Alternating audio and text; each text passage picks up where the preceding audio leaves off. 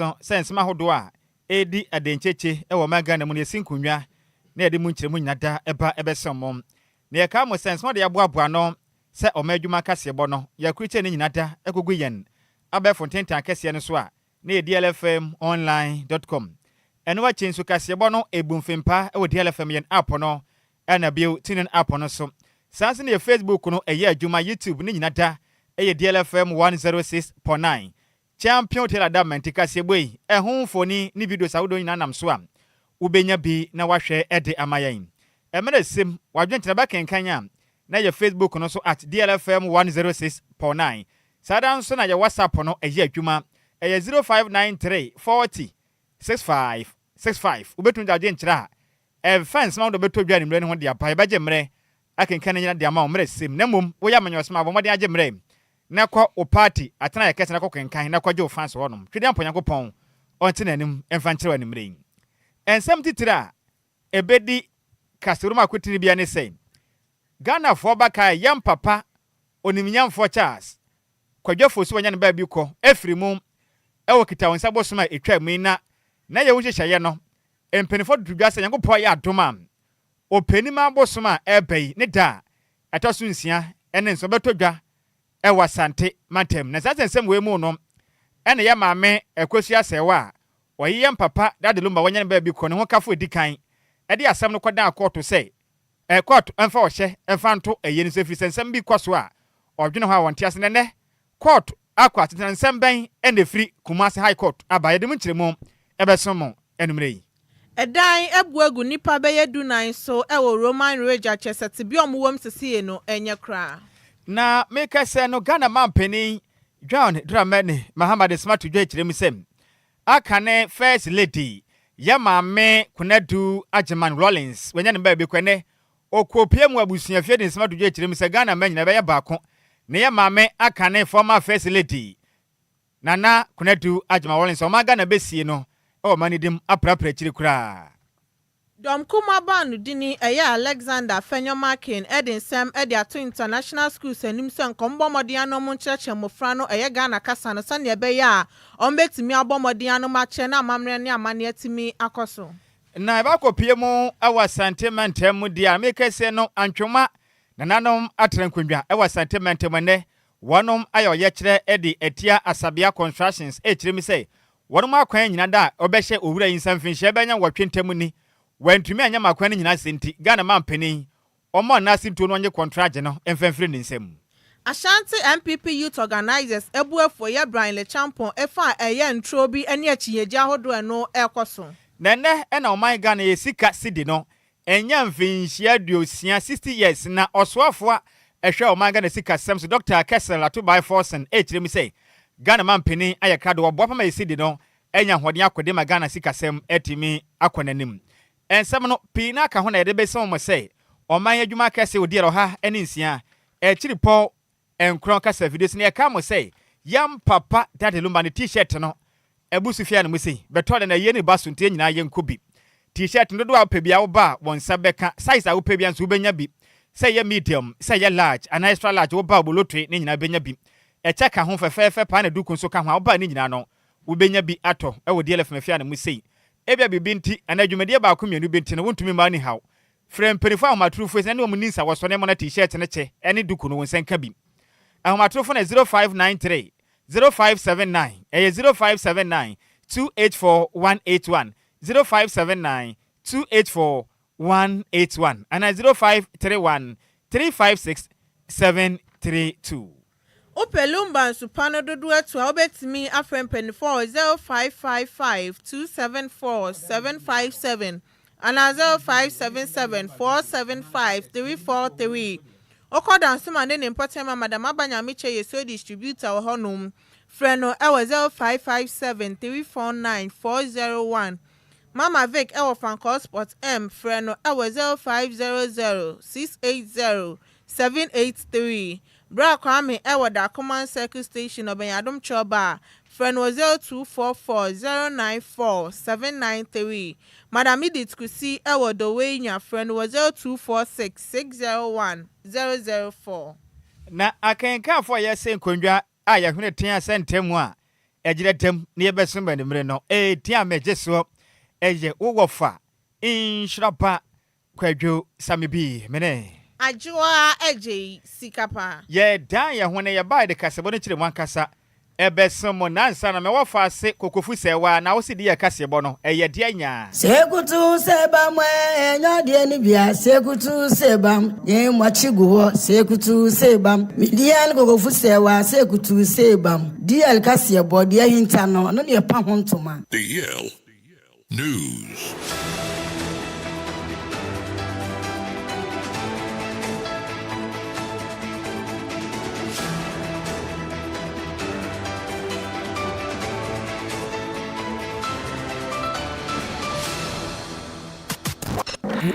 It's official. DLFM 106.9. Yamamo akwaba afitu mekande share yen ewo Facebook no so na afin YouTube na kasebo no yemfa emu enchiremum emfa ensomo na ansa na kasebo no befiti ase no tianyum we ye basisi a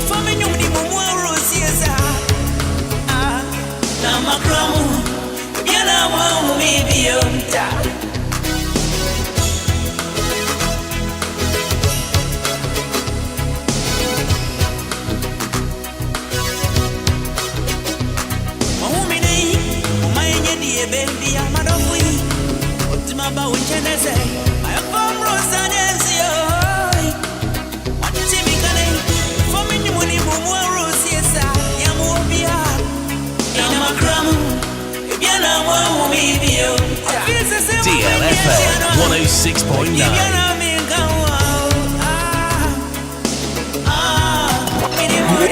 It's official. DLFM 106.9.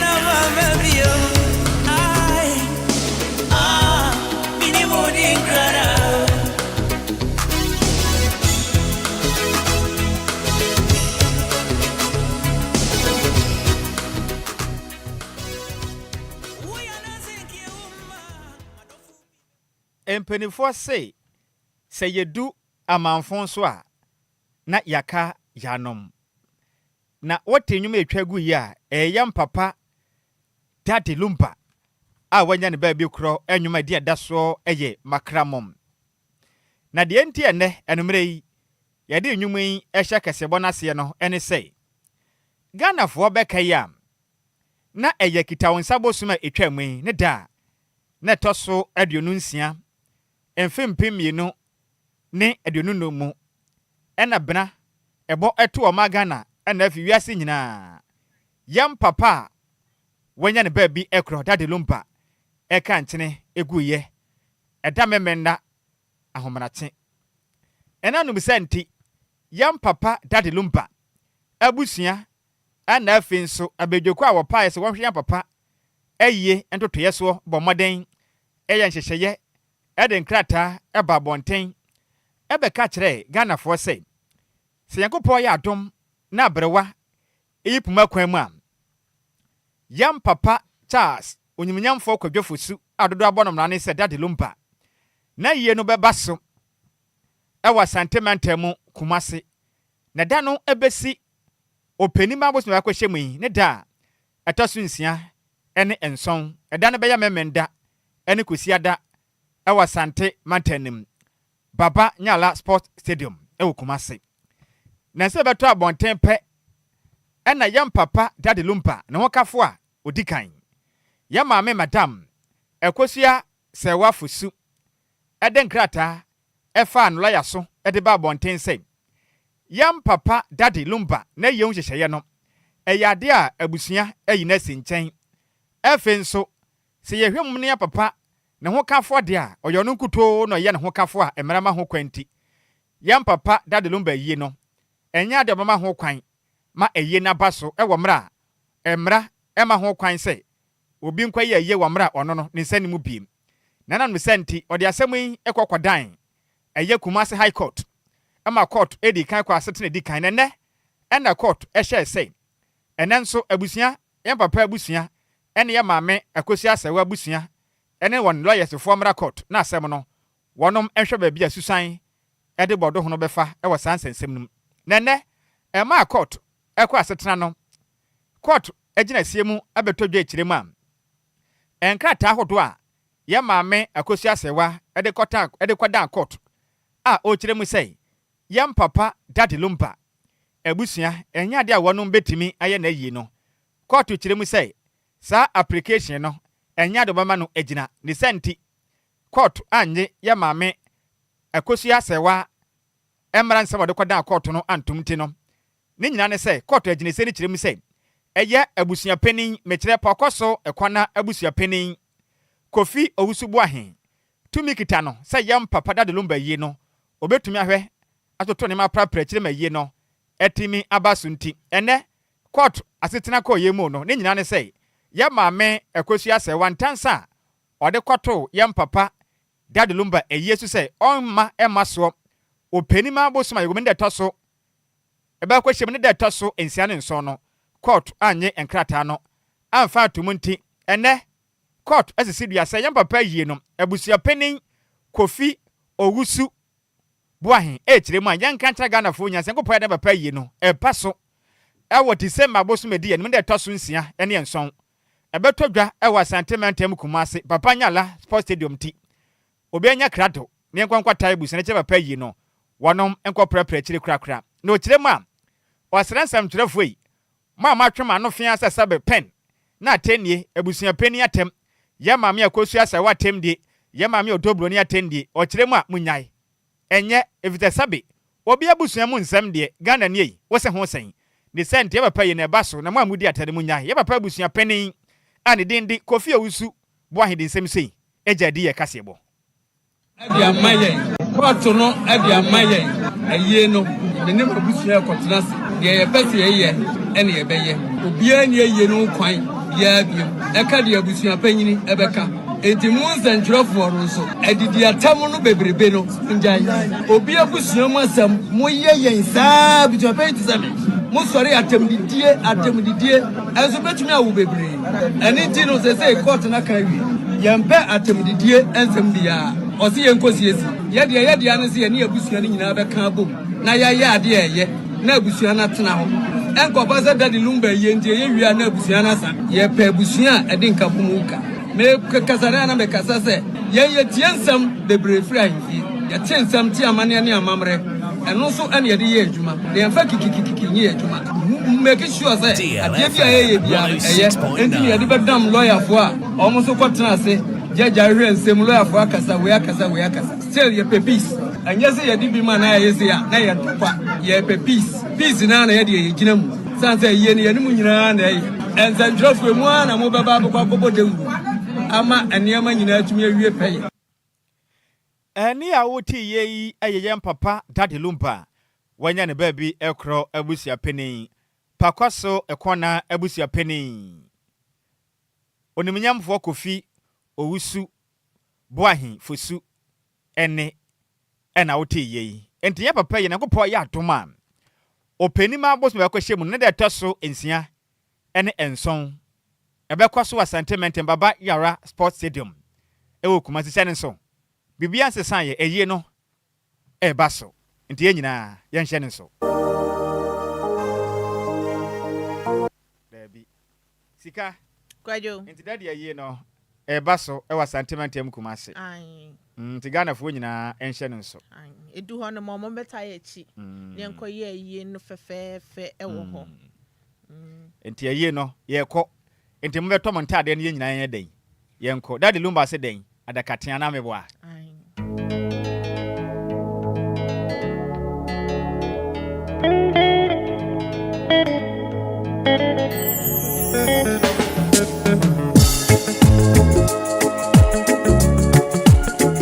DLFM 106.9. DLFM. DLFM 106.9. Education, information, and entertainment right here on DLFM. Was this from century? And I'm out church. I'm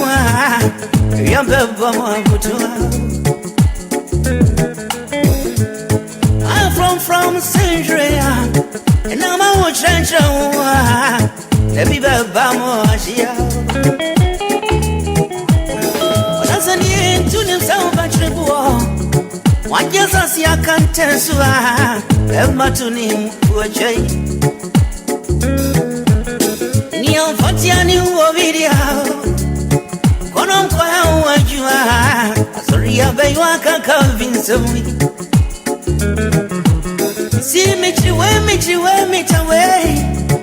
I am Van Gozio. Now you're walk out. Matusa like ni ana swanje your body nyansa fonfantia mfu benka krani ndi misangu mibwa asie mera na donwa DLFM 106.9. anwe azungonsumai atianko notia okrabo susu emi koja wao Tabrimuni adakatia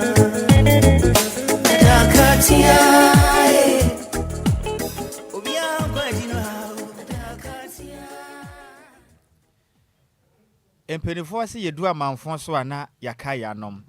sika me wura ho pa anyankwa kwaja nwumu emetia me wura ho yem papa efiri mu no yedi awre ho a batedu baabi na wura hyehye kakra and then verdict ne ba bonten na bibia to din se papa yi ne besan ba so no in fact ne minim se mehunu kwan mu akofie de be yeden mayemre ayesa na obisa on senti daddy pan ye bededa no right sika yento akase no so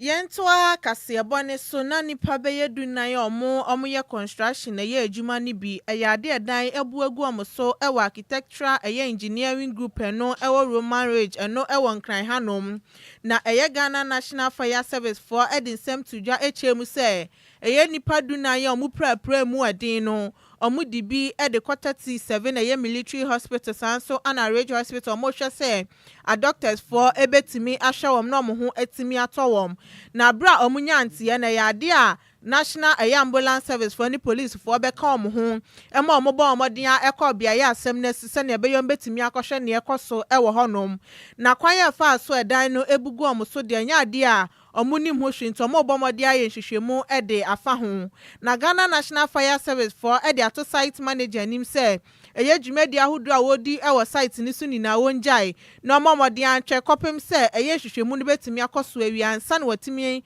abehye ni dwuma no ase enti enenso wadanya dwira gunipa be makomakutu 9 eso nyame atom obi amfiri ma isem de 37 military hospital and Ridge eja yerehwe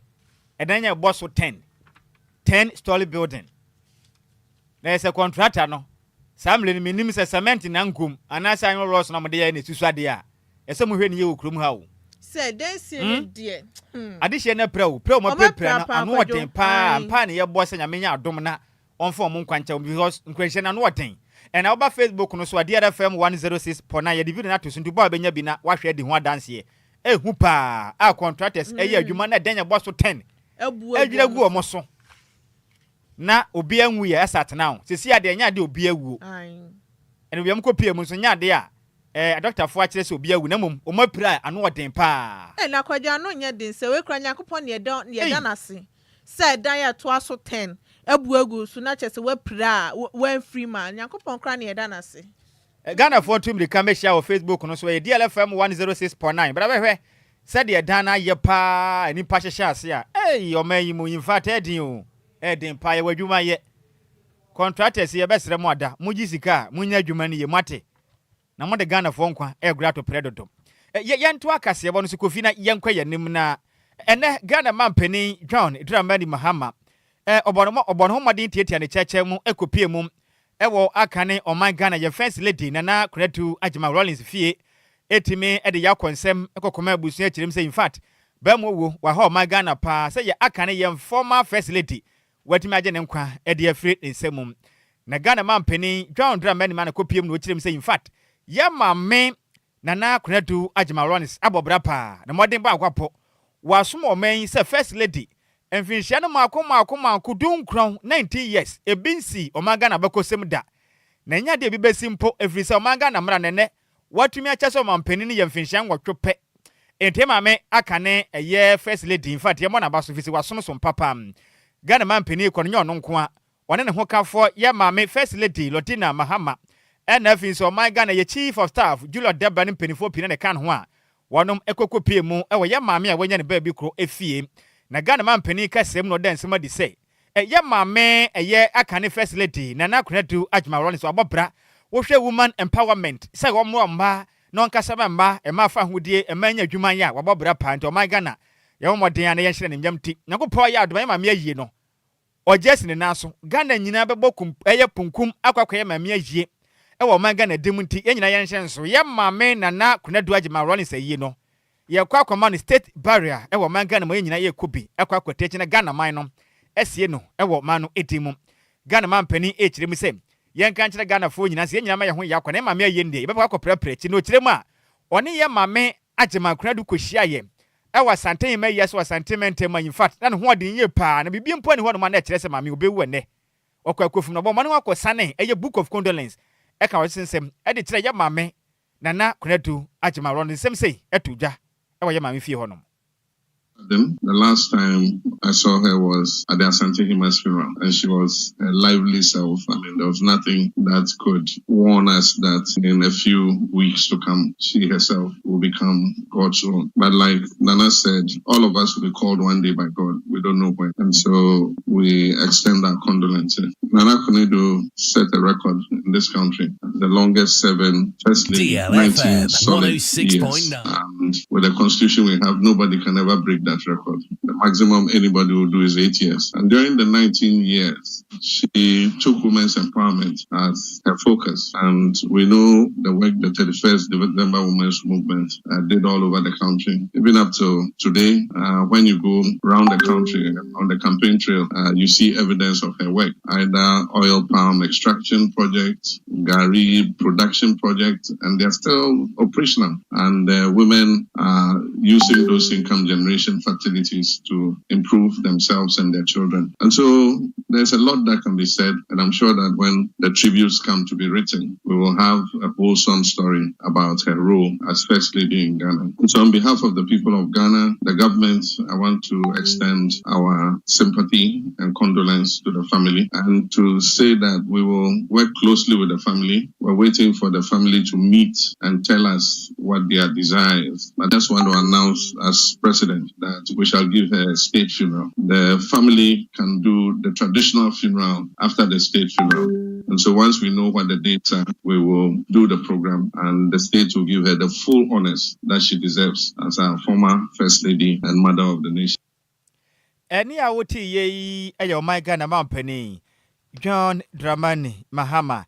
Na ne kura mu no ene yem papa a wanya ne ba bi kuro aka ne Ghana man pani Jelly John Rollins ne papa ne den the Dr. Zinato Agyei onu kura yem se ba se bedwan de man de hia wonom ewo kole krote echire mam o de Ghana man pani John Dramani Mahama se wa kai ne maame emodem bo a wapo ewo man Ghana mpuntu mu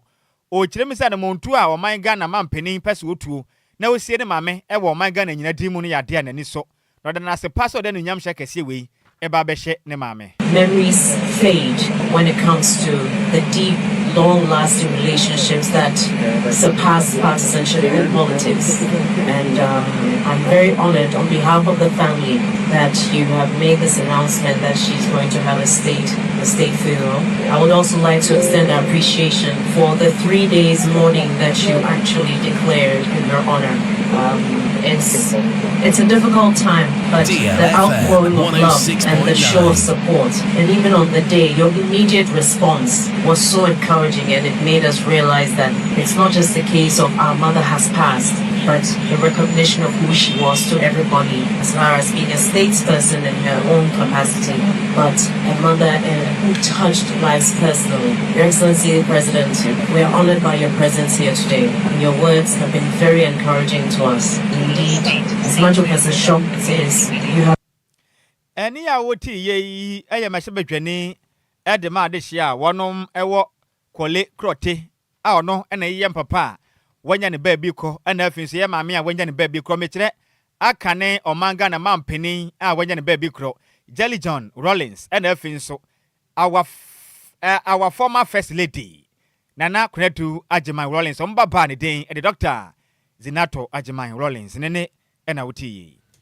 Yentua Kasiabone Sonadom Kuma Omobanu Dini Eya Alexander Fenyomakin Edinsem Abetuja HM say international schools and no man yimuno Modia say Anya Crampo no betimia church mofrano Ghana kasani bi no betimia bo Ghana mamre any amane hu dero ewo man sanso na bechre o man nim niema pefe no ewomu na bro na nsam twafo twetwe nkomo ewa hini mibosom ne de toso aduonu nso ewa mfimpimienu ne aduonu num nimu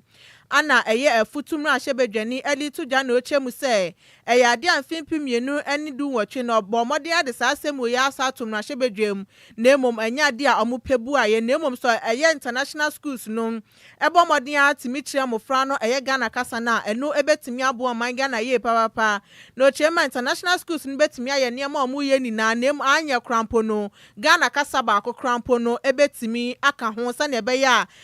omu niam omu sua wo school mo Ghana kasa ka ho no betimi abo amofra no kankan ne ahoho omo aba oman Ghana mu omo nso no omo ba besua ade so omo so te oman nim na so kire oman ne kasa no ebetimi abo awo. It helps. There's a whole alienation. Our kids, like the international schools in Ghana, this thing in 2018 in Parliament, but nobody really listened. All the international schools in Ghana, we have diplomats coming in. They want to take something away from Ghana. None of the international schools has, as part of its teaching curriculum, having a Ghanaian language. At least the international schools should be encouraged, though they have their independence and all, but they have to factor in our culture and say, look, pick a Ghanaian language so that the child would learn, especially those who come stay here 5 years as short-term diplomats. Some international organizations, expatriates, bringing their kids here, staying in Ghana for 10 years and all. It would be a source of pride for that child himself or herself, growing up back home and saying that I lived in Ghana when I was a little boy for 10 years, 5 years, and I can speak Twi, I can speak Ga, I can speak Ewe, I can speak Hausa. Enwechi and Alexander Fenyoma Kennedy tuja no chemu se galamse ntokwa na omoko na nya de ohun anibre sembia ewo. They've spent a lot. I was chair of Ghana Water. A lot has been spent for water treatment. That in itself is not enough. We were warned by Anas in his documentary in 2010. We didn't heed to it. 2015, the finance minister, Tetekwe, made a strong case on this matter before the finance committee. He was discussing the effects of galamsey on cocoa production. Then we came into office and we took the fight. Civil society organization joined. But it became again a partisan thing. The structures to fight it were not strong enough, I must admit. And our friends milled it, chilled us, made a huge fuss about it. They are now in government. They've set up the gold board. They are buying gold from all manner of sources. They don't care where the gold is coming from. I don't see any seriousness in the fight against galamsey. I've not seen structures, manifest structures. Nekra kremu anodi tuja no chemu se anti LGBTQ bill no ade a wo supa esan se mpenifo na sudie so betimi apa se ne beye no ebetimi abo oman Ghana. And that hot afternoon, like you said, I wasn't a lucky man. Assumed leadership in a 137 at that tail end DLFM, of the regime 106.9. administration. It was not easy for me, all right? My friend Atu Forson could not look me eye to eye. I would call Atu, he would look elsewhere. The chief whip, Kwame, I would go. I was literally crying. Kwame, let's save our country. He would look you eye and say, Kwame, now,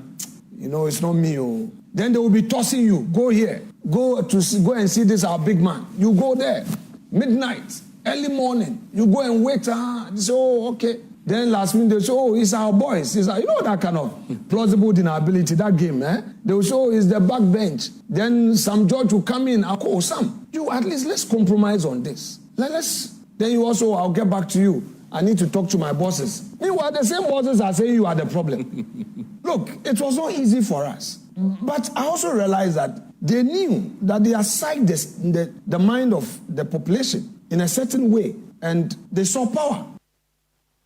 Eni ya uti ye eyedom kuma banu dini sanso ano yemra shebedwani edema efutu eye Alexander Afenyo Markin. Yantua kasebo no so na yemfiri onunyamfo Alexander Afenyo Markin akachi yemfi anifa nkyire mum ewa sentimental mum na meka se no ahemfu pia wonom ewo atwema na nanom atrenkunwa ewa sentimental mu ne wonom ayo yekire ede atia eye adwumaku a wonom ana wonom yi akwan ahodo a ewo antwema ne den eden Asabia Constructions etiemam adwumaku emfie pi ntamuni ekobe yemfinhia be yengwatwini enda banda de twamui ede contract ejema ne se onhwe na ompraprechire na akwan ahodo am ewo antwema ne potemu no ontumi ntwa kwan no so kama ne moa na kwana badie ene nnwuma ahodo nsore ne potemu no made hye ne so akoma ento wonom yem na nam atrenkonwa ekire mapem sam na yekese ne contractor no wa prapreche se kwan no ekire din ekwanya wuyi atom hrom makwane badie hu sensema konkan awantwema ne potemu no kyese oye kwan ne nade be kine tutu agrobo no be na ne yedi na matren konwa doso pa na womkopie mu ye eye ahemfo womkopie won koma wade akogina mu ema eye kwada so ana afin so antwema kwa homa mense no omodoso ekirim se yimfat eha omopi porto saudo age kwantempon na boso enema kwanya hodo wanyenti kwantempon da hodo mo no ahyan ne ba no ma davete omomfa kromo bio ento mu nyina de omani chebe foforo fisa kwan ne nyina tete aprogram eba ne se adwade hu sensem enkonkane akuafo obre adwadefo obre esukufo so huna mane suku ahodo hodo mu nyina ne obi ne ba kura kofiri senior high school bi hodo mo pe oseme enko akwan ne nyina yenti mebre pam na mra ahemfo ne gemre ene de kasa botwe nko no mu kire mu sem nana tieku ogusu ansa otosimi no ene ye achiamehene edema antwema eya ahemfo no okirema in fact Ghana man penny John Dramani mama eya Asabia contraction eya contractor no sesa no akwan wo tumi nye wasapa okirema emfinhia wo tuntemuni eha adwenye pa nti wanyina bedu baby no wahwe a wono akwan no ne nyina betete ode nsem sei etodi ye kasebo enim medini nana tiku swansa otosumi no yeru anan twege bempo na twan ni achiamehene ni wada masma bisa yi how kase pa atwaman ye fesi yeru anin kru ahodo fiti ohwumase ade to aso ama na mabemfo afa fitwa gere ni foase ede kote bomu a de kopie manso asem ne se ekwan ya ye bayi mikai 70s emuna yeru kutu champon obeye kwan sa time no feeder road kwa fia ya sofa wo kwan sa meka se ya bre ede besi se yeru ampani ko foso ba he oba ode kwan ma artwork ba kwan so mfie ba ko mfie mienu ni kra na artwork awie kwan no ade so eni jina bi ena chance ese etutu enu ena abanse san ba ya yeto abama yeru anane kufado by 2017 January mu ena Asabia Constructions oba na sema ne se ekwan no ya de amano sabre no mene assembly member wo ye peso so na bude bi sa ne koye ekoshia no abonsua ehwumasin su eda wo no abonsua mu no abone campo enu achi wa de campo ba atwuma boko yasam ne se every say champion be yema ye ye bre ye tutu ya mapane kufo be so mu ono so de na timi anyina ena na kufo do ba ya Asabia ba sapan de kwan na ma no aro sam ne se obegya yeru na atwan na mfie ka kire se ekwan no odi abosome nwatwe ye kwan no double road free oshimase edi atra ne twade edi akọ yeru ama no bosome enwatwe asphalt ma ne di ama no abusuafo madawoma ayehwe buada anuma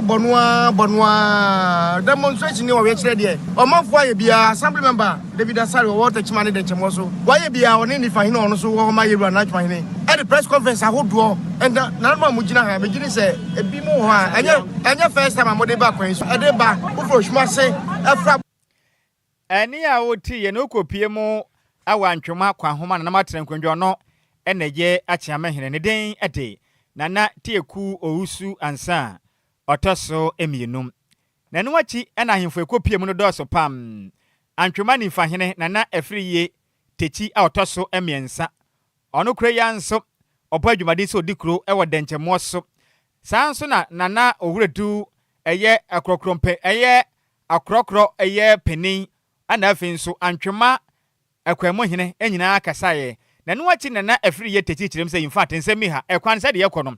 Ghana man penin entu contractor ne den ede asabia construction na be ha dwen e ma de hye na kwa nyina apate visa agodobane pa no no mo eti awa ntwema ne potem Family na free tachi atwuma tachi ma dikro atwuma so wura me atwuma ni fahine se de nana no modi kan kakra bi ne de to so ya high free ohwuma se ekwa akosi tabuom ayaro hosempa enti ya se na buru ya se na wura say nana no kopa investors kwa de basa omumra no ma adwuma ho omomo because of ekwan ya ha business bi enti DLFM 106.9 na ya de ade sra to anim se nana roma omunjo omani mehwa asabia de adwuma no onyi free ne nsem ntimi nye ina rose ede ne kan nyina bi no ha se bi ode ne nsaka ekwan no yese oya obewie na nyina na tutu ehunu se na hoodi ntimi sa akwa we aban no onyi mfiri ne nsem wonfa ma contractor obetimi aye ekwan yama na nanom so wo ha no yeso etimi enye dimpa na yeso dia besom yewura omampagi na etimi aboan ade ba ko a ese yama yanyina na nanom ani abre ne se yewura na se tutu ono ane ma misiku a wo atwumata bu ese na akora bi kura nya school na se wo che ne kwan se wonko ha wonko ade ntia wo se me nyaka ese kwan itomu dia school no bra agi ne din atwumama na be na na fie kubi school a na nanom nyina hu se school abo atwumama apagi atwumama no ese na da roma o me yama ne school no baby a omniam omoye ekoso na nipa ntimi nkosua ade a ekoso school mo eni ya woti ye no ono ena ye nifa hene edema de hia wonom wo antwema ne den edenana afiri yie techi a otoso emiensa na ne kwakura mu no ena afei assembly member edema adehia wonom ewo antwema techiman denchemo so eye electoral area yonumnyamfo David asare nso ekyekye nsemu ede kire dear kasebo yetu ana moa na no kwasem ni nyina na antentam ni na ne se asabia empanyfo anagana aban eye na na adodan kwafo adode eye contract ema no no wadi ehwamo wadi atuma ehwamo wantumi anye kwan na amaye asabia yo bi a ofre no kwan so a womfa ana nananom na hia hodo pi asabia ekwan wadi atumafo afaso no ese obehwe emfutura ekum yekuro yifo yenwuma se na se afi sanso ana enwuma hodo ti se schools akese wa eye ahoye gibia wa ni nyina ekulase bebi a yegina ye kasa sisi ha ni nenso sanse kwan ni nti no cars ni na divert a ofa bebi a eye kujob ebeye maaye ya kitwa bi ne efa so nti ya sem tiwa wa ye ken na ne se asabia ntumi moaye Ghana aban na daroma onje kwan no wonpe obi obetumi abo atumafo na nse oboaye ne a se de tie bia na atumafo nso ye bekai ye nso ya hye na nimonyam eni ya woti ye no ono na ye assembly member edema de hia wonom wo atwema techiman denchemo so electoral area ne dindo nimnyamfo David asare ena wote ne kanama ne boyi ya nsem twere ni Samuel ofori boaten ene difri asante mantemu ebesom yen yento ade ye kasebon so ye monfa nwuremem ewo oman Ghana sikasem emu nenne ena oman Ghana yensi de no enya mfinhia no ade osia 60 years entiene oman Ghana sika ne de in fact akonkodi nye pa na nemu na mpenifo ne ekọ asetena ekọ pa ho ntoma ede animnyam hye kese pam ede hye oman Ghana nye sika sidi no na osoafo no na hwe oman Ghana sika sense Dr. Kessel atoba force ne kese mu ene wo kire mu am Ghana man ya bo adwumaden na Ghana man panin John Dramani Mahama Baye wa bo adwumaden pabo me Ghana sidi no etimanya hoden eje ne naso in fact adwumaden a wopo no ekọ nka ne pam na ne kasa mu ewe 60th anniversary of my Ghana city nenya ewe nkrabo parliament mu enne ene wo kire mi say in fact Ghana man pani ya de nti ye nyina ye mpre no efisa ba modern ni hye pa guakwama pom yesidi no make say de wa prapra kire hode anya no ekwa nka ne pam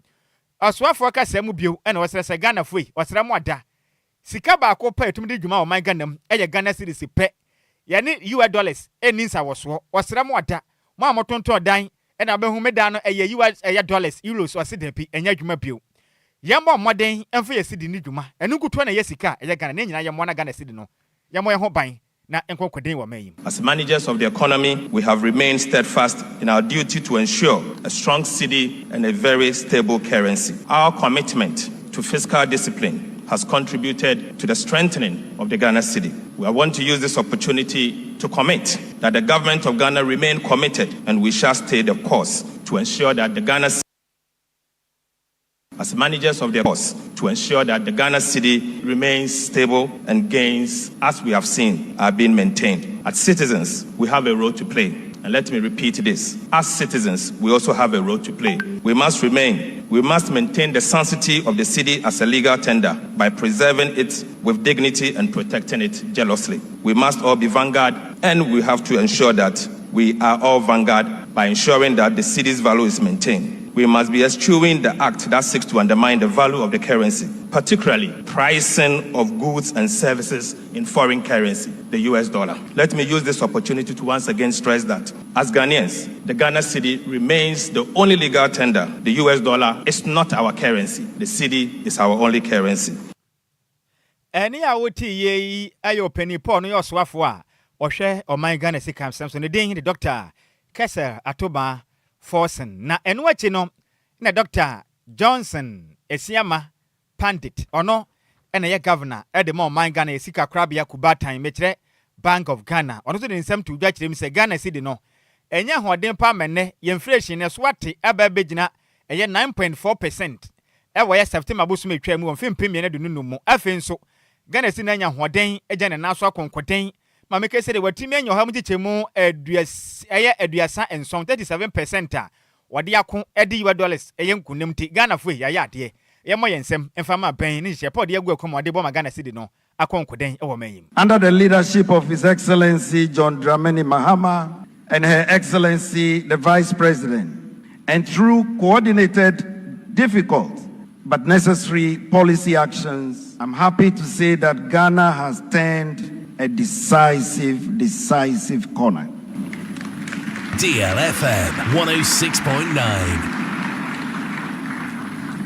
And indeed, the evidence is compelling. Headline inflation is now at 9.4% as of September 2025,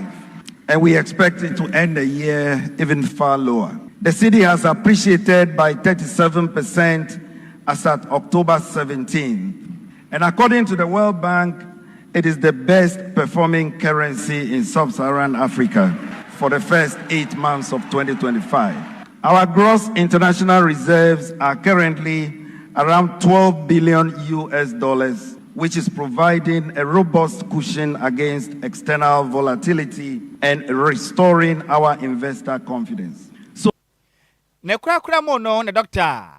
Johnson Esiama echirimu sem. Mike se no Bank of Ghana ene aban ayenhyehyɛ ya. Wɔn ba bekoto ɔmanga na esidom amɔden apa ho ntoma wie die ebekɔ animum. Wɔn de nema ahodo a ebeye features ahodo ebeda Ghana sika ahodo so. Eno achi nso no ɔmanga na bekwasɛm afie sika sem amɔden akyerɛkyerɛ ma Ghana fo nyina humu eye suahunu afi nso nkyerɛkyerɛ ahodo bekɔ so ɛwɔ schools ahodo mu nyina bɔ ɔmanga na esidi no. Yahunu say in fact eye sidi a ejana na so pa na konkoden. Now, if I can run through the outlook for the anniversary celebrations, as we officially launch the city at 60th anniversary, we have a number of programs lined up. It will not be confined only to this hall today, but over the next 12 months, we will embark on a nationwide and inclusive program of activities. This will include currency exhibitions that tell the story of our monetary journey. DLFM 106.9. And from coins to QR codes, as we have now. There will be public lectures and school tours to engage students, professionals, and communities on the importance of monetary sovereignty.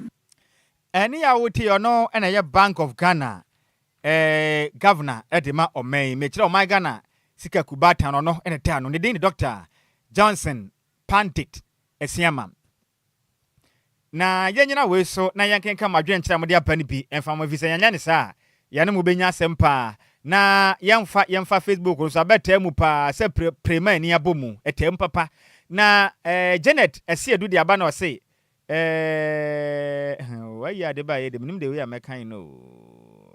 minim se de amekan no na Janet ese edu ase no bagawa yakura ye no ye kopa mobo akura daddy Lumba mo ye den besie no na ye na koso junior papa de abana say good evening dear more fire sweet Elizabeth de abana say good evening my lovely handsome uncle Sam and my evergreen sikapa in fact kasi abane de emo de mum ontumi nya isu wasu sa na ye papa wo nti ye biri ni kuroma ni mire pa odi free Lebanon zone 4 sweet Betty ni yate na Janet said we say good one day we need peace ye hia somdwe ampa Richard ahwede aba na osin Nhyiraba na Adjoa Agyei Sikapa in fact mo som Ghana sompa enti yankopon onkyira yampa na say edin yam papa daddy Lumba in fact wakwaja yampa o say DJ Ghanaman ni DLFM next o say yam papa daddy Lumba dear nanti yi yankopon fa okra emfansie Fafa Joyce the aba na say ye wasresa o say I'm the happiest o say today is my happiest day panani aje pa o say 6 December 7th Kumasi ebehuru pa ya ne yakro no dole ya jewa de aba no say good evening Samuels or here live Eddie Free Christian Village Chem Water in fact was say maturity love ya ne age na letter open I say good evening bra Sammy B any Adjoa Agyei Sikapa news in there is some point good news pa ya ne age pa ya hia somdwe ampa Janet esedi aba wasu Barbara Kranten de aba no say good evening or here live Eddie Free Kumasi or say Nhyiraba Kwadwo Sammy B please I need your contact for a discussion. Thanks, Mate. Mensa onsa beka wate ye wia. Wonim se utie mi a tese. Fafa eye WhatsApp number no so 0593 no 46565. Fafa so the bar. O de kasa open Nhyiraba na ma de ba ma wo hono mo. Wate se be ye beboa na won so. Watimi ehunum. Eye kwabena boa for de aba no say. In fact, ha adwen se o ma ye timi. Obi wu pe na ode hye de se da Lumba yie. Na obi atwe na no fia se pen. Na oka bi na edi papa yatem. Aden. Obi aye nso de Ghana nie a wonye busua ne fa ho ben munya tem de na in fact mugum ho anim ase dodo na mugu Ghana anim ase meda ase senior sa ode asem we di aba nyansa wo mpa kwabena boafo nyame nhyira opi wadwenkyere ne nyansa wo madoso ebrentie ntumi kenkan ne nyina da Kofi Parliament de aba na say the best news in town ya da se sanso na eye Pascal Apeku say rest in peace brother daddy sanso na Pascal de babio sa kwesi yapoa o say good evening dear Junior Papa de aba good evening dear more fire ba ma ha mo boase de aba na say in fact kasebo ne mu de pa we yenyina we so ne yenko sports for ne ntifisen sem temu no enya sim kuma na me di agora mbehwe me ifise ma fa mo bre ne yi pa enti yenko agropama so na sports dwumedie no ento asme wo fa se mind busy Bismark Adusei DL Power Sports DL Power Sports DL Power Sports emu ade ejawom dead Bismark Ova empom design you are done me ho ena de said ye obra na di kan akọ na betia fi DJ Zikibi die num enti mensuro wate ono so betia fri edem yam ya adoma etina ti dia ye ne bre ni to kage ejagum na yenko wate ye bre ni nti ba mode ye nti jama bibia adwubiem na jama wakọ aba mfamra kasafidi kese so emra so se ye de agode mu nsem papa be sumo kasafidi kese so me dey the Bismark Adusei obetimi afreme man bi se Mr. Kwame Afum or therefore Buamponse ne de hye no na otachire sanso na Jesse Kenneth ana obo Raman sanso na odisika brante mu nyina enso eka ho bia ye de dwumade enso ebe so mo join show no live on Facebook we na audio visual presentation champion Kofi Taylor Dama or the images na reactions nyina egusu wo Facebook wo hu de ko empokra ne de ba yen sha asem free ye de mefisem no na yemfa emoboso no emra me pa twa na nwumra na hwie ukopiem enso ewa Accra Sports Stadium Black Queens of Ghana e adwuma no kama pa omo hye poly and 9 edit o man na ye from say Egypt enti me no kasai home and away no 7-0 in favor of Black Queens akoda na ye friend said Doris Bodua ono enya hat-trick na akoda na ye friend say comfort yeboa enso e de one goal ne eso so a ene me no kasai ya de Ghana Black Queens maba no omo so etimi qualify me no kasai omo konkoden e ko manima anisa na Nations FC enso a point opani a me pato ye friend say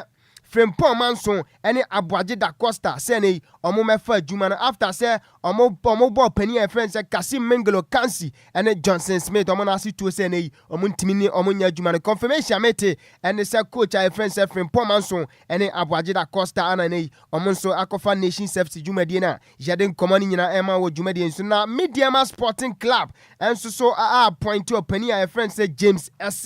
Silfis ono enai empanifo abonidin se omra omeye club CEO when so entia metia ye dini nyina nso ma e wo dwumade nso unim se opani we na 4 years ago ono resigning enso the free Mediama Sporting Club nim and then Tiametin say omasa bonidin James Silfis say omrai na omesom club no we and nkoma efi oba mede ni nyina ma now say enro remember tena se na medin komo bebre enso fa Black Queens amaba no omu game ene na omo ni Egypt bebo no omo say oman ne di omo ka omo bonuses bia me patcho omo ko Morocco omo kwaje bronze medal enso by na oman no enso edi omo ka ade e kan say $9,500 players no bia abane de ka $9,500 na we ana players na maba no omo tie atua se training crap friend train omo nya bi ana me no ka se honorable minister no mbe confirm ma se okopiem e wo camp a one mani din komo na wa wai ensem na ni pa unim se nkofo de ba monte se honorable minister nka se bia na se ni sem bia okoka kire maba no eno kra na jinja omo se masa ene omo nko training na campus bo na nka se na omo kobo no an campus omo abo na honorable minister and so any opinion your friend say papa your friend say papa maestro and so etna si woni juma di kesi a odi wasempa ultimate sports show so no me patron honorable minister Kofi Adam said in common honorable di nchemu bebre bai gentie sania honorable edi nchemu ne bai in presenting estimates for that tournament, you know, a huge component of accommodation ye free estimates now the buy, you know. Okay. So at the end of the day, you know, or say you cheer for accommodation Morocco. And yes, move to delegation okra free hotel no at the certain point. Okay. Way and sema honorable minister Kofi Adam says ready to do or say after say GFA added budget no no na accommodation kan enti omu ko PM Egypt no na hu benya se omu be yisika ni bi enso dia man be bi omu beda na eno na koba ya me patcho ma omu bonuses no enso akam na ono abo se ono mu din komo se aban ni betua wo de yenti honorable minister ensema okan because Yaye Bipen, His Excellency John Dramani Mahama, Eba Bemuno, Kochisa, Omusika, Adahwa for so many years, Yenchi, Enyono, Nabreso,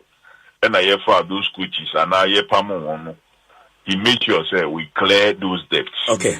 So how much more? Eta Abba, Nabreso, and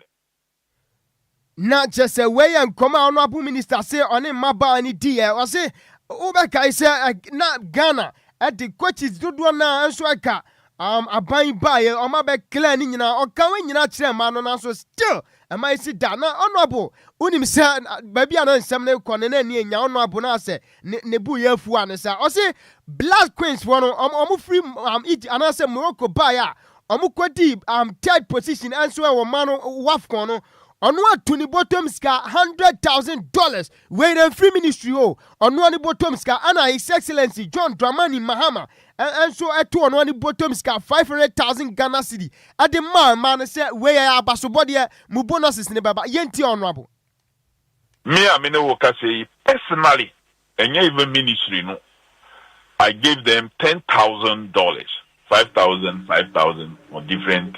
occasions, just for what it is that they have done. Wow. Every tournament in the buy, Mampini, that's why another 500,000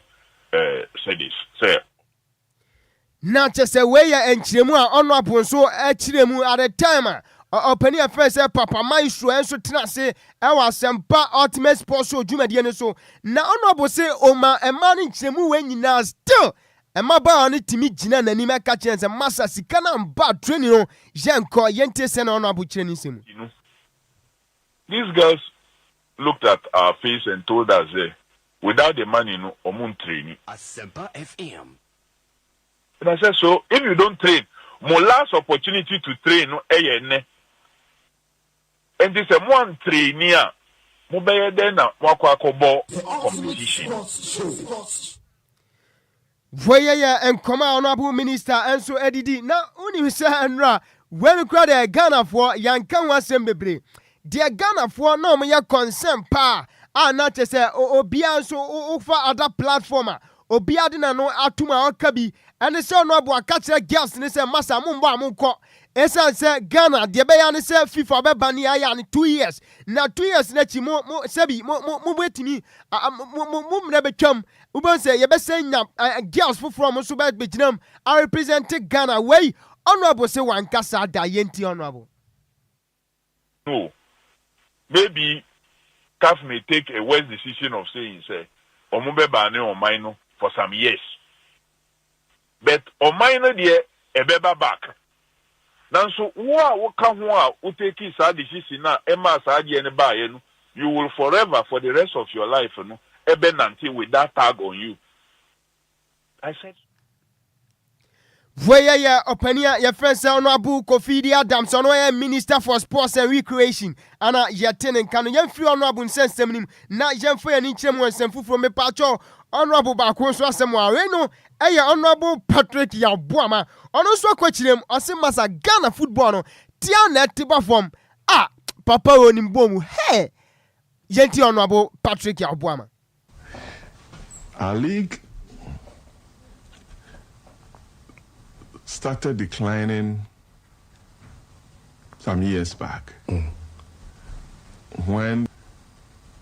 we did not factor in to our planning a very aggressive sponsorship drive for our clubs. Kwasi Asante Kotoko, Hearts of Folk, Olympics, and all those big clubs. Lali was able to procure the services of Pesitao from an English club for about $250,000. Yeah. To the mindset of the clubs that want to win big. Where ya Honorable Patrick Yabuama panini nimbomu utie na analysis hawa o cheche ni semu atimi say yes we dia go na cheche na osaka ya ose Ghana ha yawo banks ahodo insurance companies ahodo sanso a ana mining firms bebre awo kromu a omunyina afi bia beso no omutimi ka so omanya mfaso twitwiri die adenti na omutimi mra na omu sponsor ye game ni ma yenti Honorable Patrick Yabuama. Sports in general. I think as a serious country, we have the banks who are declaring all sorts of profits every year. Insurance companies, mining companies. What is their contribution to sports? Together a structure and say that, look, for hockey, all the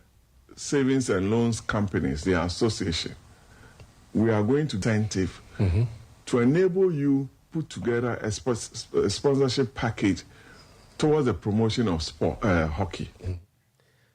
Where ya Honorable Patrick Yabuama ana wate nenkano on this note yen jina we so na yen homen common so na ya Lumba supada ma on fa flight number DR1069 yen twan omra ye basisia. Lumba in Super natural mineral water. Get a grip with us. Lumba in Super natural mineral water. Get a grip with us. DL Power Sports on DLFM 106.9.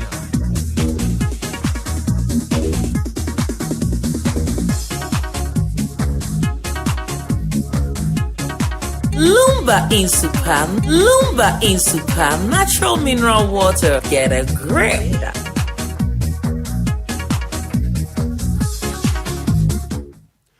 Valentino Yemo Bibia Kwaba BM Lumba Super Dam or DFA flight number DR1069. Atwa asuofra konkofon kroso yadamana nkomani nyina latest ayegada yade sumo kasafidi kesi so join show no live on Facebook capital D capital L 106.9 champion Kofitela Dama or D images in any reactions awudo ni nyina guo uhu dia ko empokrani dia ba yenhye nkomobonasia me patwa kodana ya friends Hakim Ziyech enkoma mete ene sa kodana ne presentation no unim se me no kase wa join with that Casablanca enso Morocco yase babia wa babi bajo asanso na kuntuno ehwe na chia na ekonti akwada na kwatwi akwadi dama na se wakwani namu awa manane me patwa mraso se odi osum ni nyina so ebe wie ofie without Casablanca nkoma metene se say omo game anyame ya dum on bebo ochina omo ne Raja Casablanca we ne Casablanca derby me pacho omo nya kwara ni mpia na sa de kan say omo mpa kwara no ntoma enkoma meeting say Saturday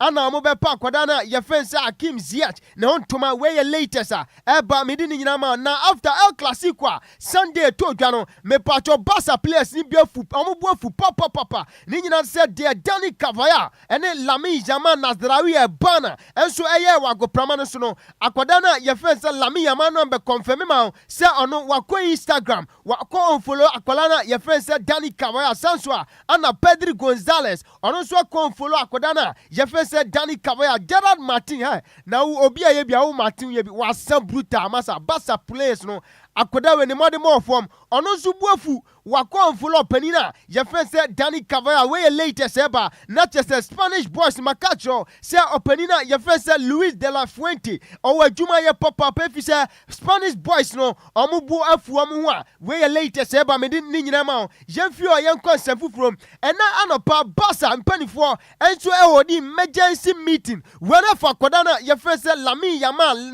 Nasraoui Bana ni nyina sa akoda no masa nansemu ne nkomodidie bi odidi no enswani unim say proud to El Clasico no okodin komo bebre for Madrid team no when mpanifo gire say eno na ginger Madrid boys la omu game omu ne Barca boys Sunday no me patcho Madrid boys no omu so give you 100% performance omu timi twifa Barca so omu si akwada no say ni interview omu ni agent friend say Jorge Mendes omu ne transiting komo say akwada ni ko interview bia e was say otimi scriptia de kan say di obeka enti yemfani say DLFM and the person interview akwada na friend say Lamine Yamal ombe me hu questions e was say yebusa Lamine Yamal omu person ne akwada no ombe man freedom biem na watimi adwana no na say wakan ne ope sanso na after say ne free interview na say off the pitch ade kan say ne private lifestyle and ne obehwe yes Lamine Yamal oni akwada bi gina restaurant wey ochina be yes oni Nicky Nicole omu gina omu nam ha omu nam krom omu yesei ni na mo sese ombe monitor Lamine Yamal san niama no enkoso biem wey eye latest amegada enso di free meeting na nanopa Barca empanifo ni Jorge Mendes Lamine Yamal agent no enso edi ya yedi ni nyina ma na akoda na fence one Garcia oye goalkeeper de ma Barca team no unim say na sentem no wapra me patcho reporter mete and say next week omo ye for Champions League game omne Club Brugge bebo no opani no wetimi recover na yi obetimi abedam enso de ma Barca Bobo Kone Masa El Clasico Barca fans FF akwada we papa Diana shares ni chire oponim de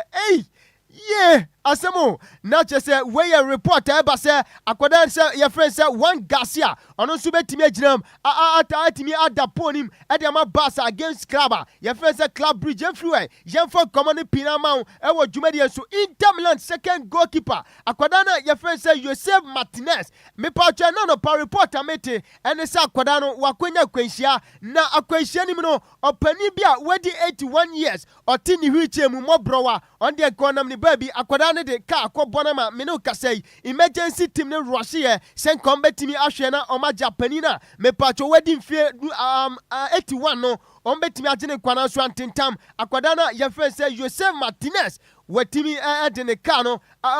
ku papa na and wedi 81 years we are bad news if you are bad now Saudi Arabia for unim say nyankopon aduma 2034 omo project and I say omo ambition and say ombe host ade kan say FIFA World Cup ni nyina say Qatar host be 2022 Saudi France na Qatar create me host na ye Saudi Arabia reporter mete and say omo so yes stadium be we one in town ebi si be biada me patcho stadium no e wasuro stadium no say 2034 say ekoba say Ghana qualify and so kopiem na say FIFA de ade kan say FIFA World Cup ni ma Saudi foa join show no live on Facebook never enjoy feed ni bi ube new stadium Saudi Arabia for ye when your friend say Neom Stadium. I know your reporter made na stadium the height no 350 meters. Hey, adi wo wiem. Ha, Johnny show no live on Facebook. Coffee ode yenyi sound nintum kakra bi na Ghana for so enjoy bi.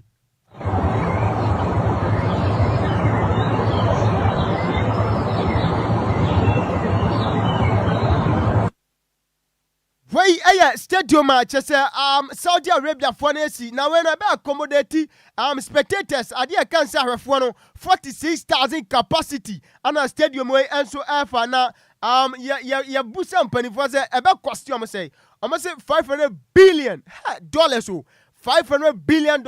Enti weye ye reporter eba medini nyina ema ewo dwumadi so Lami Jama me pacho wa complete ade e kan say purchase me pacho nim say Jao PK one Nhyira na me no kase o maja wade Shakira omo dan ana say omo fie we no eye fie na ye dan property we no eye fie na ye dan nema bebre chale Lami Jama to fie no mini we yamfa ni say e fie yes. If you say down there, a single room cry a time, what I say, Etimino Casano, Lami, Jaman, Nasdarawi, a banner, what of you know, and said a free Jara Pique and Shakira ho, and the Diametinese, a funeral, Netatra 10 and a cassin in a cover 1,240 meter and a square meter. If you so by tre papa. Now when a bang baby a bus I train San Juan Despi, and you're just 10 kilometers away from training grounds. And you know about boy Lami Yama. Now obey Akwada your friend say Arajo, Sansuana Alexander Bade, Anna Andre Siniesta, we know Openina your friend say Lami Yama, or no Nifiana Wakotono a ben Sampanifui. Now coffee minim, una Kromua Utimi Ko Mrofu party near the other. East Legone airport hills for pana ejina na so se trasa kwani airport hills se ya compare na che se metimi aka se ba bia Lami Yama akoto fie no Silta Daigona ho no ebia airport Ghana hanka airport hills ana se trasa ko ba bi ana kwada na koto na reporter mete and say 6 bedrooms 2 swimming pools indoor and outdoor gym, library, and a recording studio when on Shakira, and now Timmy Remo and our core recording room. And Tiametin said, Lami Yama Tofino, recording studio, no demand na kodon kria koda friends and Nikki Nicole. Hey, akoda way. Now almost say new renovation be a bum. When on by a private fitness room, Sanswana physiotherapy room. Advanced security system for privacy and your friend Lami Yama obe hosti private parties if it's a security very tight Sanswana manyan ntia mini football pitch and a pedal court where ya reporter mete and so if Lami Yama na me so nofa unim Danny Alves na sentemu ana obaba obi the rape case too no so na mpanifo de ni trim 14 months that is 1 year 2 months. And quarter quasitrano was it new song one funny. Now Danny Alves, Menoka said, they say, or see what Fenyame, and T. Uvrem, and so our Girona was paying one to Danny Alves, or evangelist, yes, evangelist, or some pacanity, Yansha Danny Alves are all pretty. Yo dije, Señor, yo hago un pacto contigo, porque dice en tu palabra que tú eres Señor de pacto, y tú eres Señor que renueva pactos. Y yo ahí dentro, mientras caminaba, yo dije, Señor, yo hago un pacto contigo. Yo te voy a servir. Pero tú cuida de mi casa. Tú toca los corazones. Enti when Danny Alves ana oprichi masa just say or kabe prayer chere asori man congregation on this road yemfa good evening sema eboabo anu nyina emfansi ofa. Right, meda se pa se woje mre na odin sema hodo a twagu ye wone e wa agropama so nsema de besom ye na nse ne Black Queens for na di nkunim wo 4-0 am share 4 and ya pa play 7 goes to 7-0 ah ye ko Wafcon ni bi so your friend Wafcon na yeah Wafcon the man dey no wo Morocco ya mema na nko asemo me yesa o mo share 4 na nka yesa o mo bodro mpo adan na sika na mfa mo no twetwe mo nsa so mo beso mo tire aba we dey ofa mo mabaso if you say car pass government not the coaches o ma be clear ni nyina we nya say bia bo apayo o mo expenses expenditure o mko Morocco ne ba sa o ma mfa accommodation nshimti akoba na o mu yi no abi nti we dey aba we dey adwo mu di ono abu ko feed Adams o bo adwuma pa and no voice bi mami ana da bia ya time de ntino ya fa zigibi ne bre makoma nwotwe ene ahwe a obete afiri aketuam emresi by now baby girls na dwa zigicious ozigious enti ahwe ibenya semti no amemfa wunsi na yemprapre chiri na yensore na ometena sense na daddy Lumba na nwomo no betwa agu ntino ensempi na weche medase pi Bismark right kasi abone agina wosu die na wa ubisa sa yempapa daddy Lumba t-shirt no pe bia obenya no mesra homa to fra me tu dwa no aya afre wo fra won se be ka bi why dodo a wo pe bi ade fra homa na no pe ne hia 0579 ma ana me boa 0579 0531 Bonnie Bio 0531 356 732. Okay. Ba me pacho aya ahomachen friend no ne anajo no. Aya na mo amo pe t-shirt ne yeto na ahomachen ne anajo. Mo mo hwe mo hu yewu munya hu se de oba na matu dwa pe. Na mo fra mote voice ne ye oba ahomachen a wadampo. Na mo fra yesre mo t-shirt no ye nto na anajo na ahomachen. Efri anopa be ye nonso akopem se be bo anumre no nse be pon no. Listen me bamba nye business asem tedede business no enipa na da anadwo ahomache ebia na ne kunu prapra kira wa ha no kwa ate ase obi kra de so we fu mo ba ne me ba be ka walesem we nyine ka sei enti o mamba ya sad no for mo contract ne bre me mo be fra enye t-shirt ni enti mo pa wade a na mo fa asem mo para mo mrefia meka ne ho asem mate we nyina ya asem bubu afu pa na so de ayi ntije me sore sa kase bone ye de asemu fo ne ya miss mebere ntwene se mo de ma yen champion tailor Mr. Jerry Frank de kopie mo Facebook no so what a Bismark Adusei man bize nka so de agropama so nsembe so me yen DJ Zigbi echinchim afiri ne froma edesom ya kenkan fo ne ye mieno edi ameje so eye wo fa Nhyiraba Kwadwo Sammy B mene Adjoa Agyei Sikapa yes so ama DJ Zigbi ede awuso dwumadie no ato aso de ma nyina moniti a ade hye. Luck is everywhere for every